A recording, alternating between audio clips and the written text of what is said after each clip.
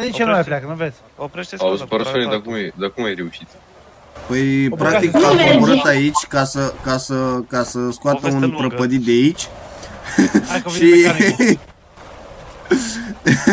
și-a rămas blocat acum și se mai sună la un...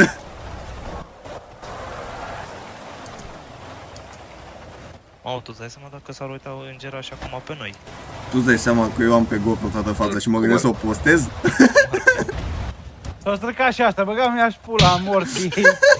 Dar asta e blocată de la Bă, Era mașina Deci mecanică. o tigaie mai voastre. mică traktează o tigaie mai mare care este împinsă de o tigaie mai mică. Dacă Băi, vine. dar nu Uite. știu că și mie mi-a dat-o. Mă jur pe cea mai scump că dacă aici, uite, din 10 mașini, 9 stigăi, să-mi bag pula dacă nu. Gen, ai Ia intrat fii cu atent, mă, băi. Gata, hai mai să veni un facem mecanic, mai mașini. veni un mecanic. Stai, hai, Ia uite altul. Ia încearcă să o tragi pe aia, vezi dacă poți să o tractezi pe aia. Chemați smurdul. Doamne, Deci, sărac. mai chemăm un mecanic, ăsta nu e bun. Ăsta deja omoră un om.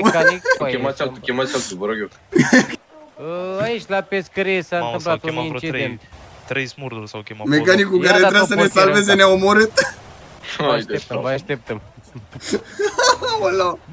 Hai că să mai faci mașina din șanț. Mecanicule, Doamne. Doi, nu mai chemați altul, că... Aoleu. Aparat de nu e bună. Aici la pescărie s-a Mamă, s-au întâmplat un chemat vreo incident. 3 smurduri s-au chemat. Mecanicul Ia care dat-o trebuia să ne portieră salveze asta. ne-a omorât. Vă așteptăm, vă așteptăm. Îl vezi pe colegul tău mecanic de jos, trebuie să-l scoți de acolo. Da, greu e Mai ăsta, trebuie să bă. tractezi un...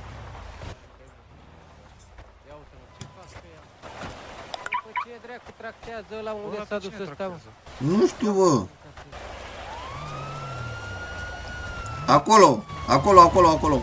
Domnule E Smurd. acolo, beatul. Mamă, băi.